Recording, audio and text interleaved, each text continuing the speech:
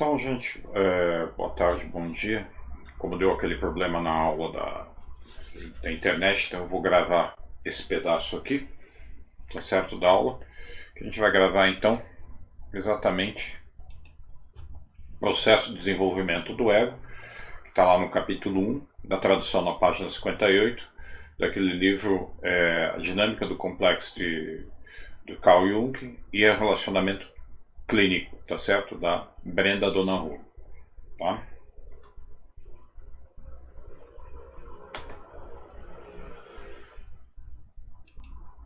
A gente tem que perceber então que primeiramente a gente vamos resgatar a ideia do que seria um complexo, tá certo?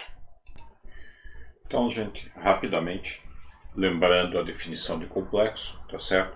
Complexo então são padrões de experiências relacionados a um tema afetivo, tá certo? Então são experiências, sentimentos, uma série de vivências que se relacionam ou acontecem em um determinado núcleo afetivo, tema afetivo, então eles vão se juntando, eles vão se organizando, vão se constelando, vão fazendo uma rede emaranhada que a gente chamaria de complexo, tá? E eles se ligam, obviamente, não com uma... A psique não é considerada uma tábula rasa, tá certo? Dentro da psique vão ter núcleos de energia psíquica, por dizer assim, formas estruturantes, como estão sendo colocados ali, que se denominam arquétipos, tá certo? Então, no interior ou no fundo, no núcleo de cada complexo, teria então esse arquétipo, no qual então as diversas experiências se relacionam. Então, exemplo, o complexo materno está ligado ao arquétipo materno, que está ligado então a todas as vivências, emoções, sentimentos ligados a esse tema ou a essa experiência, esse tema afetivo da relação com a mãe. Isso implica então num padrão de reatividade, tá certo? É como se fosse um caminho que se coloca. Então o complexo materno ele já indica a forma como você, um padrão como você vai reagir quando você se constela ou se aparece nessa situação onde esse complexo começa a se colocar. Então você reage, se comporta de determinada forma, você tem uma emoção associada, que obviamente é ligada a esse afeto, tá? A esse tema afetivo. Junto com isso, então, vem imagens dentro disso e fantasias a esse respeito, expectativas. Veja, então ele é um complexo que ele é formado como um todo. Tá? Então ele dá um padrão de reatividade associado a uma emoção, um afeto, com imaginações que você coloca e obviamente já cria também uma determinada expectativa, como se fosse um circuito que se coloca. E isso então se associa, tá certo, a uma sensação física, muitas vezes que a gente não tem noção, mas é uma sensação que se coloca frente àquilo, uma sensação boa, uma sensação má, ou uma tensão, tá certo?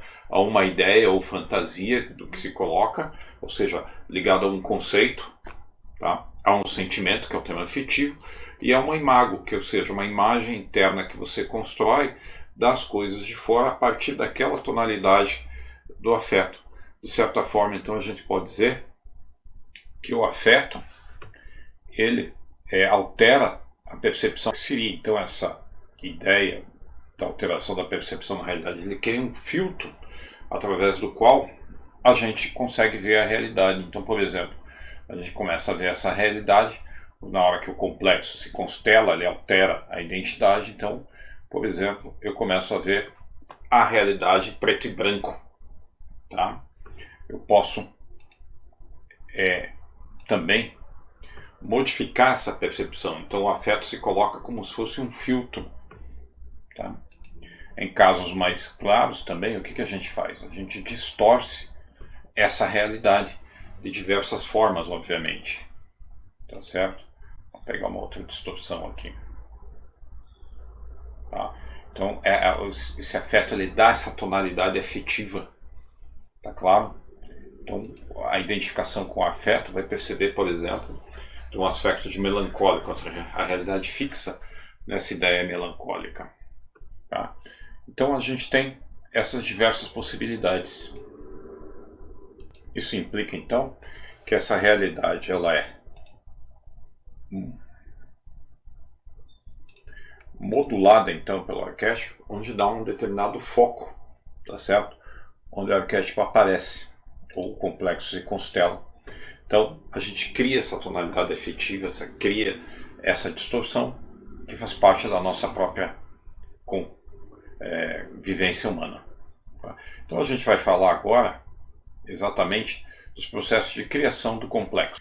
Então a gente vai ver agora o processo de desenvolvimento do ego, lembrando que o ego é o complexo de identidade, tá certo? Então são as ideias, as sensações, os sentimentos, as expectativas, o comportamento que se colocam na nossa individualidade, no que a gente chamaria eu, que seria o complexo pessoal, ou seja, a nossa permanência da nossa pessoa ao longo do tempo e do espaço, da nossa diferenciação em relação aos outros.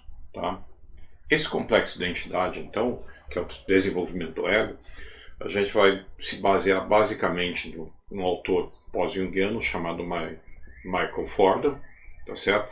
Ele coloca que esse desenvolvimento do ego pode ser visto como um processo energético. Energético é mais uma metáfora para dizer esse movimento da libido. Libido também como uma metáfora da energia psíquica, tá?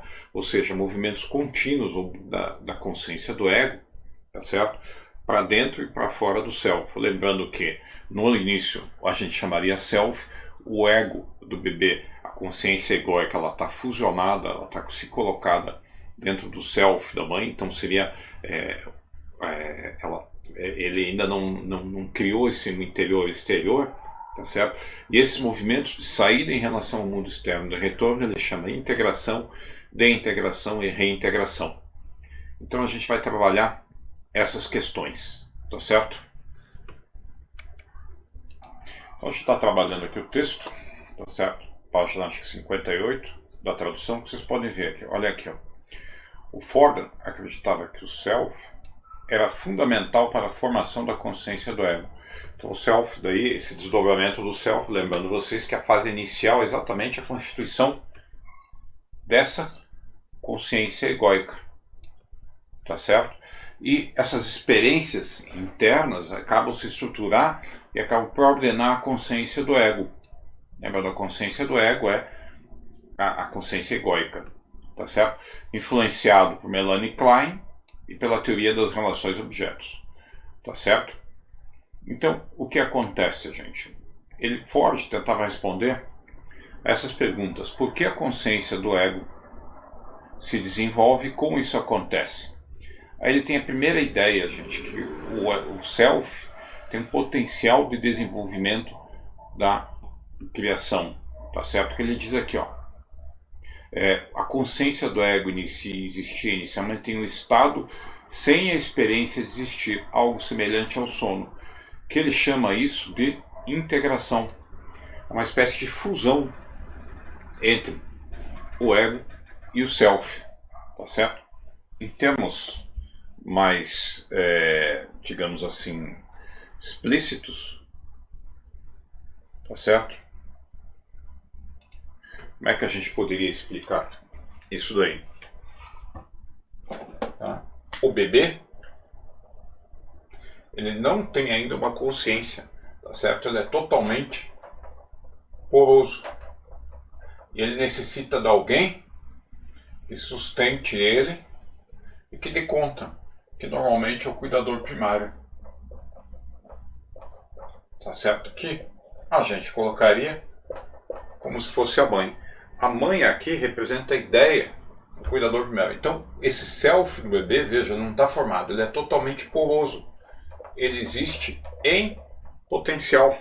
Então a gente chama esse estado aqui um estado de integração, tá certo? Que é uma espécie de fusão entre o eu do bebê com o meio que se coloca, tá certo? Mas qual que é o meio que o bebê se coloca?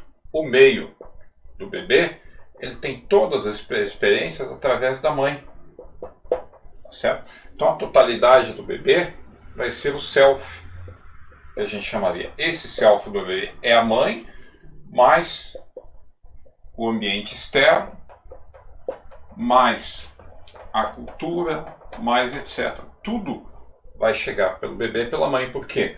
Porque o bebê tem um contato muito claro com o corpo da mãe, tá certo? Com as emoções da mãe e por aí afora.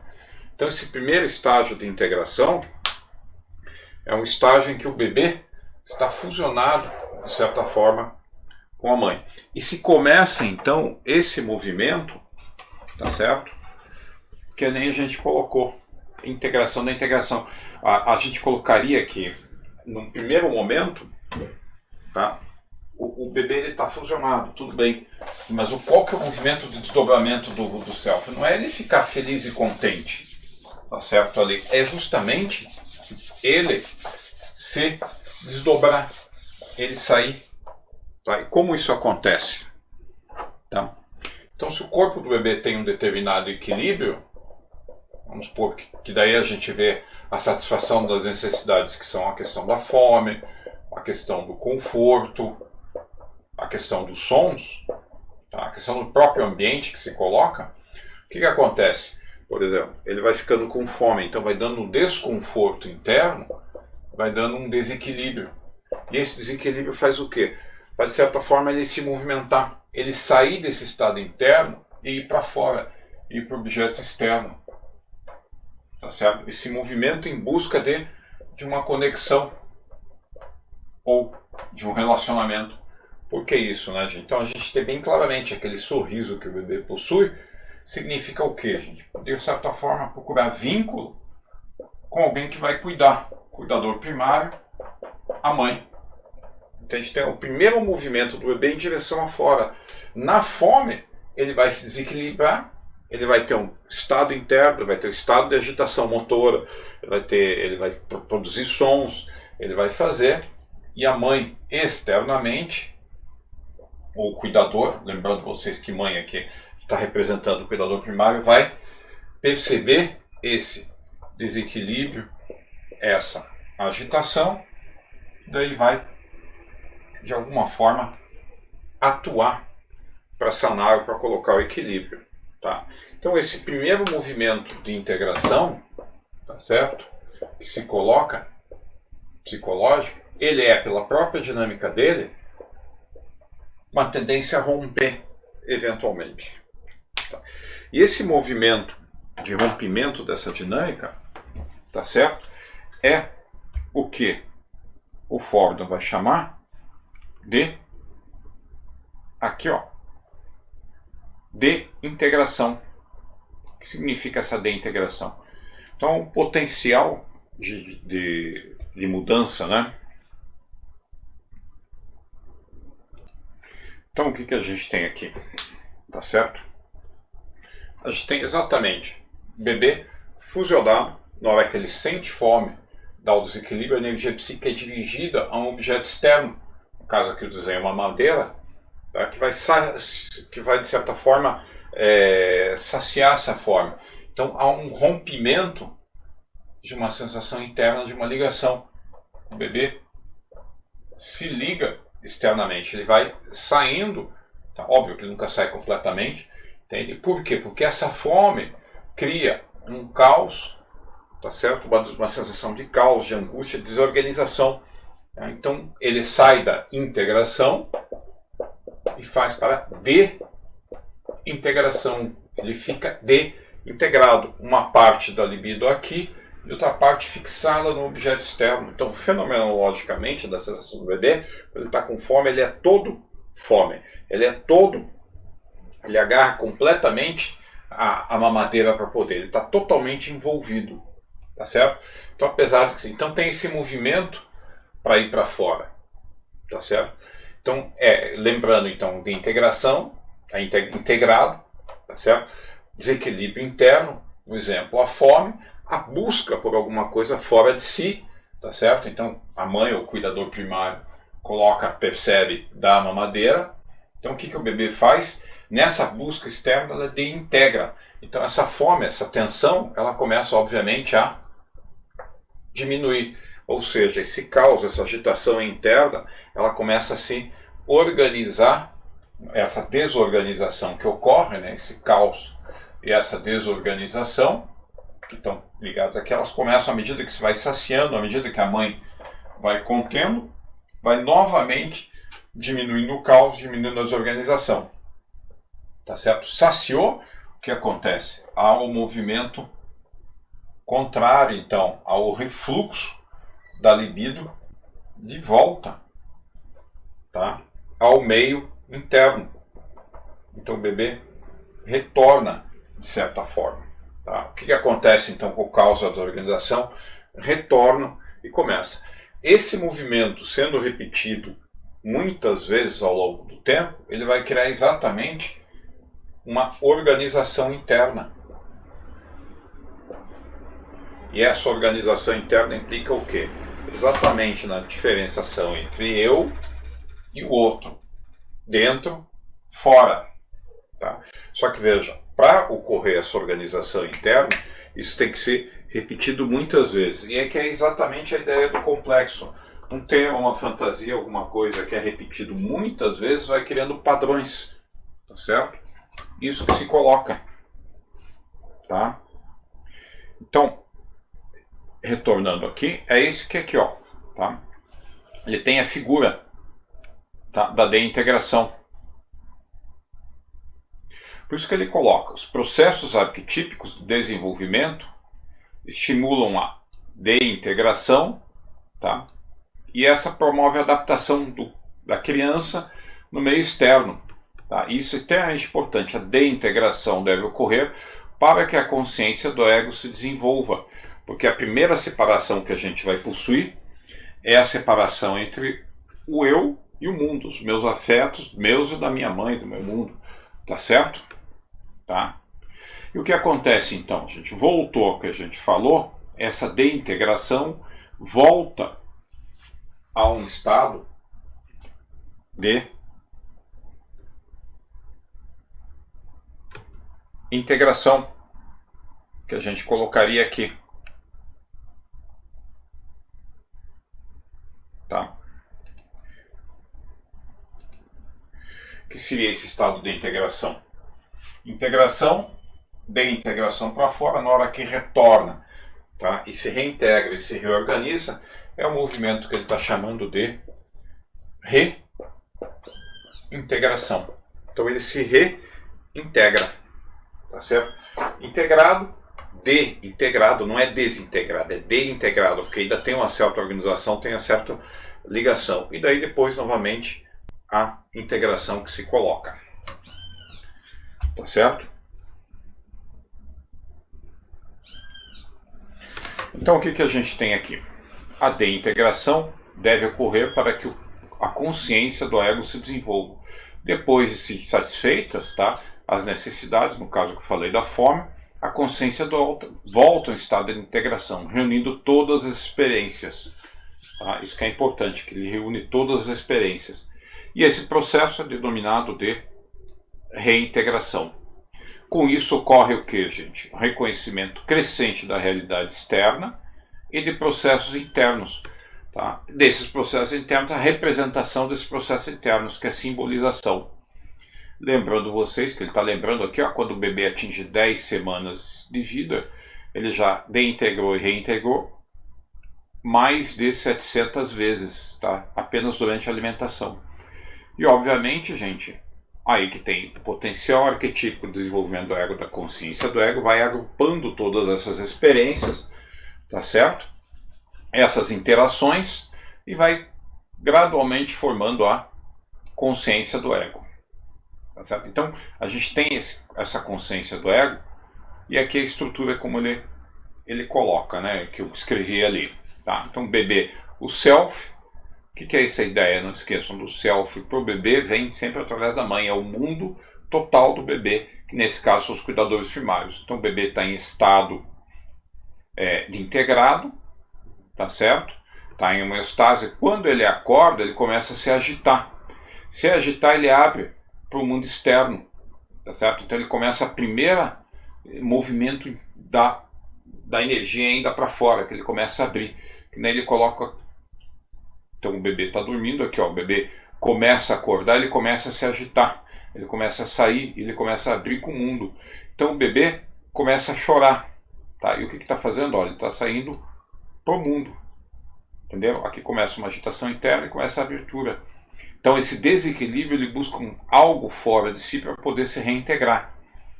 Tá? Então o que aconteceu? Chorou, sentiu fome, O bebê saiu daquele estado original e fez isso aqui, essa tração, tá certo? Acordado, faminto e chorando, ele está no estado de desintegração, tá certo? E o que acontece nesse estado de desintegração? Tá? Eles percebem no caos. Vem algum cuidador que dá a resposta da continência e faz a mediação entre o bebê e o self, ou o contexto ideal, entre o bebê e o mundo que se coloca, ou seja, mediação na realidade de continência e como se trabalha. Tá? Então esses cuidadores eles fazem esse processo aqui de mediação. Tá? Ou seja, percebe o bebê, dá colo, dá mamadeira, vê, e aos poucos a fome é satisfeita e o bebê novamente retorna com a energia interna, volta a se integrar novamente no self, tá certo? Então a energia sai, daí quando desintegra fica um pouco da libido aqui, um pouco aqui, essa sensação de uma tensão interna de caos, a mãe entra para mediar e faz essa ligação, a mãe então fica aqui, tá certo? Fica um pouco de energia aqui e aqui, quando ele está desintegrado, a mãe entra para fazer essa mediação, ou seja, para fazer a ligação entre o energético, aí essa diferença aqui vai diminuindo e o que acontece então, de certa forma, o bebê volta ao processo de integração, ou seja, vai se reintegrando. Tá certo? O que é interessante a gente perceber? Tá? Que, com base na constituição da criança, na qualidade da sintonização, ou seja, da mediação que a criança, e no processo de integração, tá? E os afetos, tá? Gradualmente começa a se formar a consciência do sujeito, porque os afetos começam a se combinar e atrair memórias rudimentares. As experiências começam a se ligar em padrões ligados afetivamente, que o Stern chama de estruturas de eventos generalizados, e tem que sempre lembrar, gente, que essas estruturas elas são resilientes e adaptáveis, tá certo? E o que a gente tem que lembrar aqui, tá? Vamos lembrar que o processo de desenvolvimento ele ocorre dentro de um padrão, tá certo? De totalmente integrado até a falta absoluta. Então ele ocorre dentro desse processo, ou seja, a gente pode não se colocar pela falta ou pelo excesso, tá certo? Então o que a gente vai ter aqui? A gente vai ter que o distúrbio do desenho, ou a patologia, digamos assim, ou distúrbio, ele pode ocorrer tanto pela falta de cuidado quanto pelo excesso. O que seria pelo excesso, gente? Tá? Esse excesso seria uma mãe que não permite o desequilíbrio. Tá certo? Não permite o bebê ir em relação ao mundo. Tá certo? Então, a patologia ocorre pela falta ou pelo excesso. Falta do que, gente? O excesso de cuidado, num sentido. Tá? Então, o cuidado em excesso não faz o bebê fazer esse movimento de desintegração e de reintegração. Ele fica naquele estado primário, fusionado. Ou seja, apenas integrado. Ele não cria essa diferenciação interna, ou com a mãe ou com o meio externo, tá certo? A consciência do ego se coloca. E quando se coloca pela falta, tá? Significa o que, gente? Essa desintegração, ela é excessiva, tá certo? Ela demora demais. Então essa acaba desorganizando aquilo que foi construído, aquilo que foi constituído pelos movimentos, tá certo? Então aqui é uma mãe que cuida demais, é uma mãe excessivamente boa, e aqui é uma mãe não boa, né? Excessivamente faltando. Por isso que o Winnicott fala de uma mãe suficientemente boa para permitir, para dar conta dessa desintegração, dá esse tempo para ele não se desorganizar completamente, mas ela não é excessivamente boa porque permite esse desequilíbrio, permite esse movimento do bebê sair para o mundo e retornar. Tá certo? Então, voltando aqui, tá? Essa mediação que a mãe faz, tá certo? É o que eles estão chamando aqui de padrões de mediação. Tá? Então, esse processo que se coloca, tá? Vamos retornar aqui, a gente chamaria então, quando há uma falta excessiva, quando se desorganiza, tá? Ele está chamando de desintegração. Tá? Por que desintegração? Porque desorganizou demais o ego na hora que o ego do bebê saiu para fora, entende? Então, na hora que retorna, ele não retorna com potencial de ser integrado, ele se desintegrou alguma coisa. Tá? Então, se a mediação do meio não for adequada, tá? É óbvio que a gente nunca tem 100% de integração, né? Mas esse processo se coloca. Tá? Então, voltando aqui, o que a gente tem aqui? Tá, todos esses padrões aqui, existem 5 processos então que ele vai chamar de desenvolvimento e 7 padrões de mediação do processo. A gente tem que lembrar que esses padrões são uma classificação um pouco empírica, genérica da própria autora do livro, tá? E servem para a gente pegar e se localizar no mundo, mas não levem isso extremamente como se fosse um dogma ou alguma coisa assim. Tá? Então, o que acontece aqui, tá? Nós humanos dependemos de condições adequadas para o nosso ego se colocar, tá certo? Então, a individuação significa exatamente formar uma consciência do ego forte, porém flexível, tá?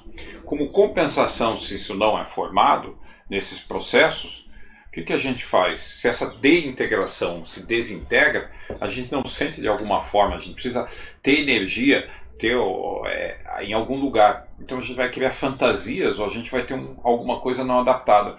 Por isso que ele coloca aqui autoimportância, arrogância, desrespeito, malícia, incapacidade de verificar o outro é resultado de disfunções durante o desenvolvimento do ego. Pode ser escolhas também, mas nós não vamos entrar nesse caso. Aqui então a gente pode ver uma estrutura, um esquema, tá certo? Que se coloca, que resume de certa forma o que a gente falou, tá certo? Então a gente tem aqui o cuidador no ego. Então a gente tem o self, dentro do self o bebê, que é o ego que vai saindo. Então ele sai o quê? Ele procura, em termos de ação, em termos de padrões arquetípicos de desenvolvimento, aquilo fala, ser, fazer, que é atividade, pensar, que estabelecer categorias, relações, identidade, desenvolver a si próprio, e criatividade no sentido de criar formas de adaptação de coisas novas, tá certo? Então ele sai em relação à procura do ego, dá o desequilíbrio, ele sai para o mundo externo. E o que ele cria? Cria aqui o desequilíbrio, e quem vem fazer esse reequilíbrio? São os cuidadores, que mediam os processos arquetípicos de desenvolvimento. Mediam por quê? Porque fazem esse processo de ligação entre o ego, tá, e o meio. Quais são a gente vai desenvolver na próxima aula, mas eles diriam que a mediação, que é a forma que ele estabelece de relação com a criança, seriam o simbólico, o diretivo, cooperativo, confirmação, educativo e de empoderamento.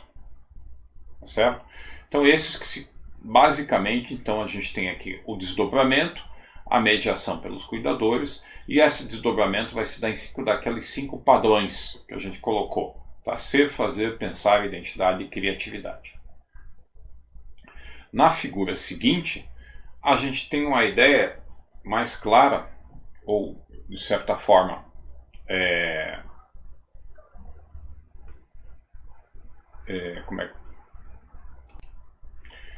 do processo arquetípico, tá certo?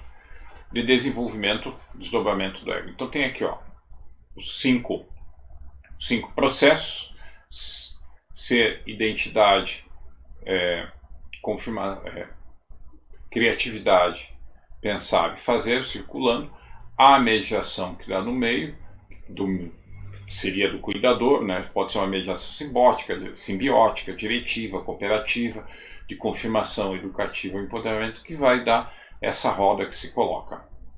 Tá certo? E aqui a gente trabalha então, tá? Que é o que eu falei da desintegração, tá? As experiências de desintegração são razoavelmente, que seria a deintegração, tá? Então, à medida que a deintegração é gradualmente reintegrada, tá? Se localiza exatamente as bases dos padrões do ego. E a gente tem então aqui a criação de um complexo, tá? Tá, então o que acontece? O autor está colocando primeiro o ego é a criação do complexo da entidade, tá certo? E a criação do complexo seriam outros complexos que se colocam. Aí a gente tem que pensar uma coisa muito clara, por mais que os arquétipos sejam padrões estruturantes, como que eles aparecem no mundo, tá certo? Tá? Que nem ele coloca, eles devem ser sempre mediados pelo relacionamento. Vou explicar rapidamente isso daqui. Então, quando a gente tem a psique do complexo, a gente tem lá o bebê, a gente tem núcleo interno, o arquétipo, tá? Então aqui você tem o meio, tá certo? Esse arquétipo não se desenvolve para si, ele precisa sempre desse movimento de desenvolvimento do ego em relação ao mundo externo, tá certo? Então o arquétipo, ele sai em direção ao mundo para ele poder se desdobrar tanto a consciência do eu quanto os outros. E nesse meio, a gente sempre precisa de um cuidador, ou em outras palavras, dos outros, para dar conta dessas demandas que se colocam. Ou seja, a psique, os arquétipos, que a gente não consegue acessar diretamente, a gente acessa pelos efeitos, eles são projetados, são expelidos, de certa forma, no mundo externo, tá? E esse meio básico que a gente possui, certo, são os outros, ou seja, a gente se desenvolve a psique, desenvolve os arquétipos, desenvolve o mundo através de relações humanas, tá certo? Relações com os outros.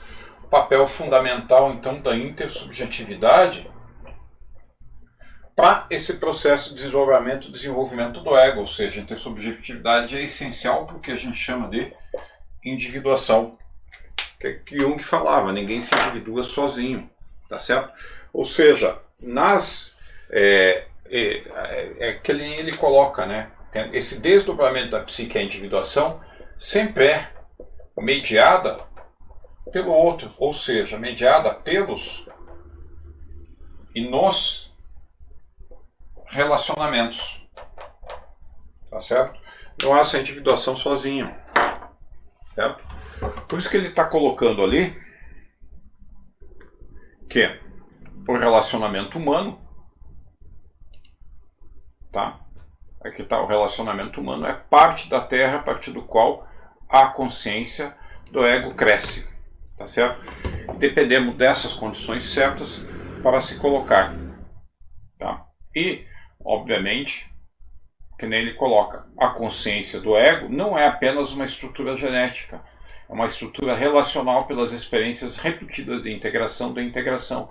Experiências repetidas de integração podem, que nem eu tinha comentado, né, danificar a nossa consciência do ego, tá certo? Por isso que ele coloca aqui, ó, todos nós somos interdependentes e relacionados um com o outro, tá certo? E os relacionamentos humanos podem nos fortalecer ou prejudicar. Tá? E que nele diz, os arquétipos então são ímãs, que direcionam de certa forma esses processos de desenvolvimento. Esses processos, ser, fazer, pensar, identidade e criatividade são os motores e formatores da consciência, energizando o desenvolvimento do ego, tá certo?